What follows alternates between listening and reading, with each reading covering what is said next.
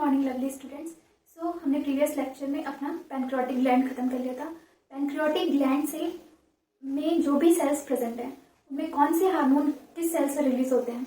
जैसे मैं आपको बताती हूँ, क्वेश्चन कर रही हूँ मैं, अल्फा सेल से एंड बीटा सेल से एंड या लैम्डा सेल से कौन कौन सी हार्मोन रिलीज होती है। आप मुझे कमेंट सेक्शन में लिख के बताएंगे। ओके, चलते हैं अब हम नेक्स्ट ग्लैंड के बारे में पढ़ते हैं। What it is? Adrenal gland. Okay, तो सबसे इसमें मोस्ट इंपॉर्टेंट ये चीज है कि एड्रिनल ग्लैंड कहाँ प्रेजेंट होती है। वैसे तो मैंने आपको सबका रिव्यू दिया है, ये भी आप मुझे बताइए एड्रिनल ग्लैंड कहाँ प्रेजेंट होती है। ओके, देखिए एड्रिनल ग्लैंड आपकी कहाँ प्रेजेंट होती है। जो आपकी किडनी है, किडनी कितने हैं हमारे बॉडी में? 2 इन नंबर, मतलब 1 पेयर। 1 पेयर किडनी प्रेजेंट है आपकी बॉडी में। तो 1 पेयर किडनी में, किडनी के जस्ट अबव साइड में कैप शेप का एक ग्लैंड प्रेजेंट होता है, एंडोक्राइनल ग्लैंड, जिसको हम कहते हैं एड्रिनल ग्लैंड। किस शेप का? कैप शेप का। किडनी की शेप की होती है?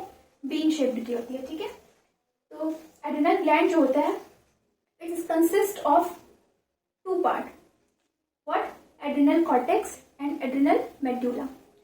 Adrenal gland is made up of 2 parts, that is one is called adrenal cortex, one is called adrenal medulla. Okay, adrenal cortex देखिए सबसे मोस्ट इंपॉर्टेंट क्वेश्चन आपसे क्या करेगा कि मैंने सबका बताया कि मोस्टली जो ग्लैंड्स होती हैं एंडोक्राइनल ग्लैंड्स वो क्या होती हैं?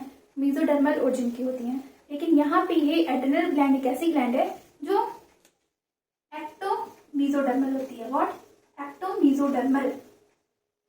This is very very important question, very very important.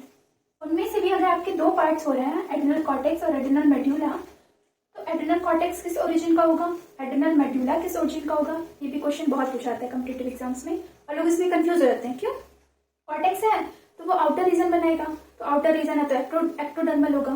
Medulla है तो वो इनर रीजन बनाएगा, तो इसलिए वो मेसोडर्मल हो जाएगा। नहीं, यहाँ पे जस्ट उल्टा है, इसको ध्यान में रखिएगा। कॉर्टेक्स जो होता है वो मेसोडर्मल ओरिजिन का होता है, मेसोडर्मल ओरिजिन का, और जो मेड्यूला होती है वो एक्टोडर्मल ओरिजिन की होती है। एक्टोडर्मल ओरिजिन मतलब इसमें न्यूरल कॉम्प्लेक्स वर्क करेंगे। ठीक है, तो that is very very important question in every competitive exams, that adrenal cortex की ओरिजिन क्या है? मेसोडर्मल। एंड एड्रिनल मेड्यूला की ओरिजिन क्या है? एक्टोडर्मल। ओके, मुझे ये तो समझाने की जरूरत नहीं है what is meaning of ectodermal and mesodermal. Okay, तो क्वेश्चन आपसे ये पूछेगा कि विच gland is ectodermal in origin, which gland is ectomesodermal in origin? Answer क्या होगा? adrenal gland. Which part is mesodermal in origin? Adrenal cortex. Which part is ectodermal in origin? It is adrenal medulla. Okay, ठीक है। adrenal cortex जो होता है वो किसके regulation के अंडर में वर्क करेगा? ACTH. What? ACTH. What is the full form ACTH? कहाँ से रिलीज होता है ये भी आप मुझे बताइए। देखिए ACTH एड्रेनोकार्टिकोट्रोपिक हार्मोन, ये कहाँ से रिलीज होता है? एंटीरियर पिट्यूटरी पार्ट से। ओके, पिट्यूटरी ग्लैंड मैंने पढ़ाई है आपको, ये भी पता है कि ये कहाँ से रिलीज होती है। Okay, so under the regulation of ACTH ये वर्क करेगा कौन? Adrenal cortex. इससे जो भी हार्मोन रिलीज होंगी उसको कंट्रोल करने का काम कौन करेगा? ACTH। एड्रेनल मेडुला किसके इन्फ्लुएंस में काम करेगा? Yes, SNS। What is full form of SNS? Sympathetic nervous system. What? Sympathetic nervous system. Okay, what is देखिए नर्वस सिस्टम जब मैं पढ़ाऊंगी तो इसको बताऊंगी। सिंपैथेटिक नर्वस सिस्टम होता है एक हमारा, एक पैरासिम्पैथिक नर्वस सिस्टम होता है। तो सिंपैथेटिक नर्वस सिस्टम जो होता है is related with flight and fight hormones. Okay, flight and fight situation मतलब अगर आप मान लीजिए किसी चीज से डर रहे हो, ठीक है, तो उस टाइम पे ये सिस्टम वर्क करता है आपका।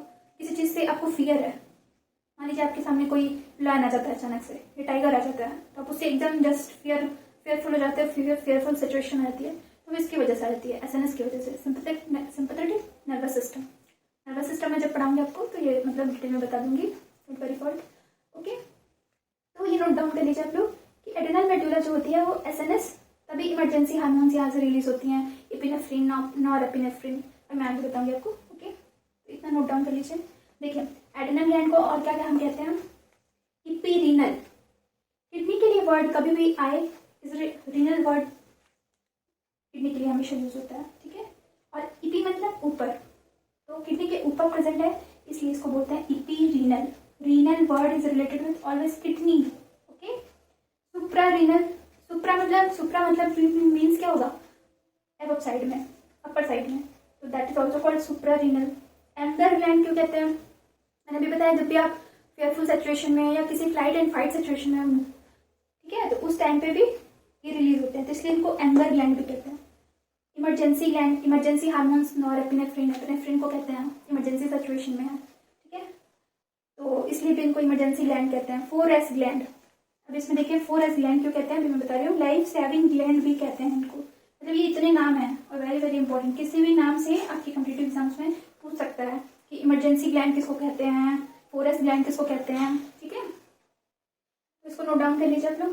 That is the whole full diagram of this what adrenal gland. ऐसे है आपका डायग्राम, ठीक है, इसको अभी बना लीजिए तो मैं आपको समझाती हूँ.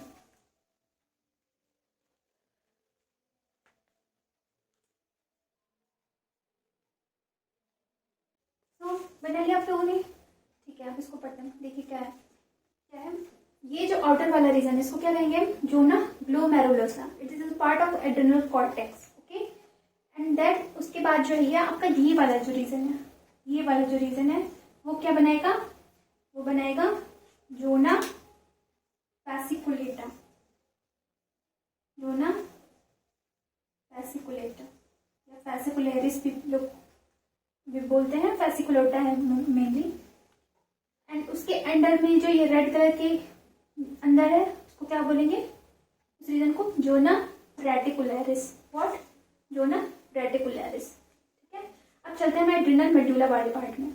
ये तो आपका तीनों क्या हो गया, एड्रिनल कॉर्टेक्स का पार्ट कौन सा, पहला वो क्या है, आउटर रीजन से इनर रीजन तक जोना ग्लोमेरुलोसा, ठीक है, फिर जोना फैसिकुलोटा, फिर जोना रेटिकुलरिस. ओके. कौन कौन से पार्ट है हम देखिए. फर्स्ट नंबर पे क्या है, जोना ग्लोमेरुलोसा. सेकंड नंबर पे आपका जोना फैसिकुलेटा.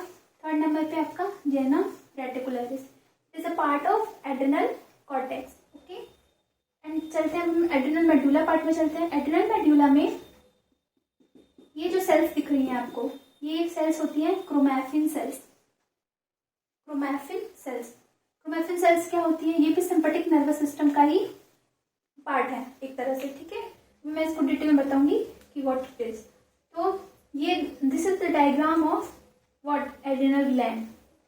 देखिए एड्रिनल मेडुला जो होती है उसके अंदर में क्रोमैफिन सेल्स आती हैं. इनका रोल क्या होता है मैं आगे आपको बताऊंगी. ठीक है, पहले इतना नोट डाउन कर लीजिए आप लोग. ठीक है, ये भी सिंपैथिक नर्वस सिस्टम के अंडर में ही ये रेगुलेशन कवर करेंगे अपना एड्रिनल मेडुला में जो ये सेल्स प्रेजेंट है. तो क्वेश्चन आपका ऐसे पूछेगा कि chromaffin cells it is part of adrenal cortex और एड्रिनल मेडुला. तो वहां पे क्या आंसर होगा, एड्रिनल मेडुला. ओके, लिख लीजिए.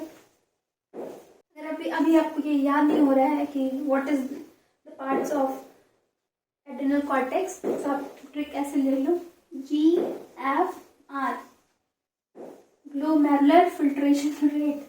ये मैं आपको जब एक्सक्रीटरी सिस्टम पढ़ाऊंगी तो बताऊंगी what is the GFR. Okay, ये कि यहाँ मैं ट्रिक बता रही हूँ. सबसे आउटर साइड में क्या है, ग्लोमेरुलोसा है, मिडिल में क्या है, फैसिकुलेटा है, और इनर साइड में क्या है, रेटिकुलरिस है. तो that is the trick to learn. This is the part of adrenal cortex region. Note down कर लीजिए.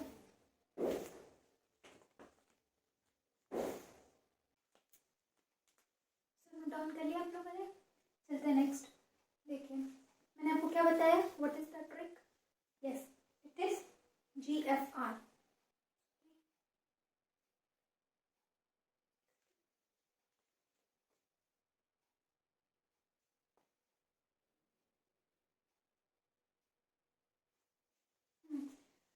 तो GFR, G से ग्लोमेरुलोसा, फैसिकुलेटा और R से रेटिकुलरिस. ठीक है, अब ये देखिए ये कौन से हार्मोन रिलीज करेंगे, GFR. G से ग्लोमेरुलोसा, F से फैसिकुलेटा और R से रेटिकुलरिस. ओके, ये हार्मोन्स रिलीज करेंगे. सारे एंडोक्राइनल ग्लैंड्स हार्मोन रिलीज करते हैं. कौन कौन से हार्मोन रिलीज करेंगे, देखिए ग्लोमेरुलोसा से मिनरलोकॉर्टिकॉइड्स, पैसिकुलेटा से ग्लूकोकॉर्टिकॉइड्स एंड जोना रेटिकुलरिस से sex corticoids. Okay, that is the trick. GFR and MGS, mineralocorticoids, glucocorticoids, sex corticoids. Okay, what is the role of mineralocorticoids? देखिए, मिनरलोकॉर्टिकॉइड्स का ही एक एग्जांपल है aldosterone. That is very very important. Aldosterone का role क्या होता है? एक तो एल्डोस्ट्रॉन कहाँ से रिलीज होती है? जोना ग्लोमेरुलोसा से.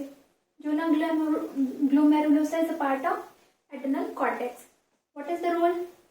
सॉल्ट रिटेंशन को प्रमोट करती है. सॉल्ट रिटेंशन कहाँ पे? देखिए, मैंने आपको बताया था कि जो नेफ्रॉन स्ट्रक्चर होता है, नेफ्रिक फिल्ट्रेट होता है आपका, नेफ्रिक फिल्ट्रेट बनता है, इस टाइप का स्ट्रक्चर होता है आपका. मैं प्रॉपर तो नहीं बना पाऊंगी लेकिन कोशिश करूंगी. ये मैं आपको डिटेल में पढ़ाऊंगी, ठीक है? इसके लिए आप लोग परेशान मत होइएगा. एक्सक्रीटरी सिस्टम जो मैं पढ़ाऊंगी, नेफ्रॉन किसका पार्ट है? किडनी का ही पार्ट है. फिल्ट्रेशन यूनिट है ना नेफ्रॉन. ये जो पार्ट आ रहा है आपका डीसीटी वाला, डिस्टल कॉन्वोल्यूटेड ट्यूब्यूल इसको कहते हैं. तो डीसीटी पे ही प्रेजेंट होती है क्या? सॉरी, डीसीटी पे क्या प्रेजेंट होती है? सोडियम पोटेशियम पंप प्रेजेंट होती है. Sodium potassium pump. Sodium potassium pump मैंने आपको बताया है कभी? यस, बताया है थायराइड ग्लैंड में, अगर आपको याद हो तो उसके फंक्शन में. तो थायराइड ग्लैंड, सॉरी यहाँ पे मैं क्या बता रही हूँ, डीसीटी होता है distal convoluted tubule, is a part of nephron. ये क्या कहता है? सोडियम पोटेशियम पंप को एक्टिवेट करवाएगा. कब करवाएगा एक्टिवेट? जब आपकी बीपी लो है. बीपी लो होगी तो आपको सॉल्ट का कंसंट्रेशन ब्लड में क्या होगा? ब्लड में क्या होगा? सॉल्ट का कंसंट्रेशन कम होगा ना. तभी तो आपको कहते हैं जब बीपी लो होती है तो सॉल्ट लेने के लिए क्यों कहते हैं वहां पे, इसीलिए. तो जब आप, तो ये कुछ एक्टिविटी आपकी बॉडी में हार्मोनल भी होती है ताकि वो बीपी को कंट्रोल कर सके. तो कैसे होगा कंट्रोल भाई? जैसे ही ब्लड में क्या होगा? सॉल्ट की कमी होगी तो यहाँ पे सोडियम पोटेशियम पंप एक्टिव हो जाएगा. और उसको एक्टिव कौन करेगा? Yes, it is aldosterone which is secreted from adrenal cortex. Okay, तो यहाँ से जब रिलीज होगा तो ये क्या करेगा? सोडियम पोटेशियम पंप सोडियम को कहाँ जॉब करवा लेगा? ब्लड में. और पोटेशियम रिलीज हो जाएगा नेफ्रिक फिल्ट्रेट में. ठीक है, समझ में आया क्या हो रहा है? सोडियम एब्जॉर्ब हो जाएगा और क्लोराइड आयंस के साथ वो सॉल्ट बना लेगा अपना, एब्जॉर्ब हो जाएगा, यहाँ पे रिकवर कर जाएगी आपकी बीपी नॉर्मल हो जाएगी. तो that is the function of aldosterone. What? Salt retention. Salt को एब्जॉर्ब कर लेता है. किस लेवल पर? DCT. DCT is a part of nephron. Okay, और किसको एक्टिवेट करता है? सोडियम पोटेशियम पंप को एक्टिवेट करवाता है. तो that is the role of aldosterone. Next है आपका cortisol. That is the example of glucocorticoids.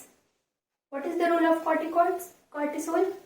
Yes, it is salt retention. Sorry. Sugar metabolism में हेल्प करता है. क्या करता है? शुगर मेटाबॉलिज्म में. Sugar metabolism. तो मेनली रोल है आपका कॉर्टिसोल का क्या? कार्बोहाइड्रेट के मेटाबॉलिज्म में हेल्प कराता है. कौन? कॉर्टिसोल. इसको कभी कभी स्ट्रेस हार्मोन इसको भी कहते हैं. ऐसे देखिए, ये क्या करता है? एंड अनदर रोल में क्या आ जाएगा? एक्टिविटी ऑफ WBC को ये सप्रेस करता है. क्यों करता है? देखिए, एंड इम्यूनोसप्रेसिव ड्रग की तरह बिहेव करता है. जब भी आपकी बॉडी में मान लीजिए जब ग्राफ्टिंग की प्रोसेस होती है, मतलब वन बॉडी पर्सन से ग्राफ्ट लेके अनदर पर्सन में कोई ग्राफ्टिंग की जाती है, तो उस टाइम पे ग्राफ्ट रिजेक्शन को प्रमोट कौन करता है? आपकी बॉडी में जो T सेल्स होती हैं. ये भी इम्यूनोलॉजी से रिलेटेड है.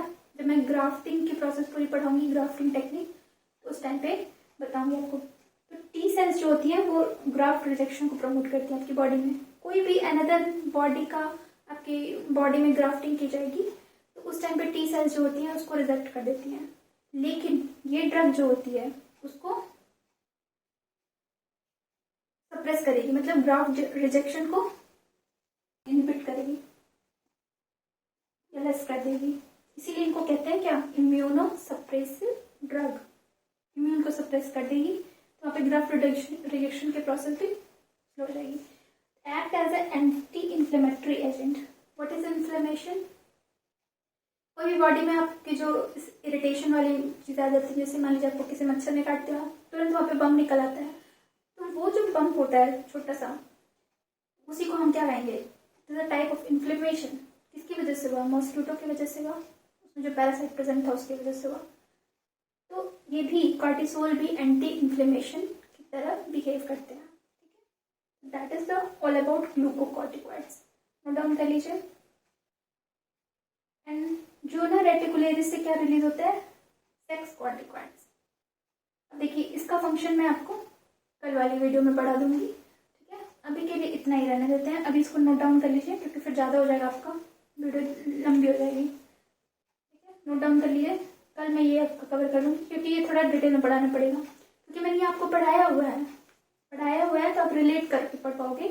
मैंने बताया है कि एंटीरियर पिट्यूटरी से LH-FSH रिलीज होता है, तो वहाँ यहाँ पे इसका रोल आएगा। सब कनेक्शन है, बॉडी आपकी कनेक्ट करके चलती है, हर ऑर्गन एक दूसरे से कनेक्ट है किसी न किसी हार्मोन के थ्रू, सेल्स के थ्रू, सिक्रेशंस के थ्रू। ओके, तो मिलते हैं नेक्स्ट वीडियो में, इसी टॉपिक को आगे पढ़ेंगे। ओके, नोट डाउन कर लीजिए।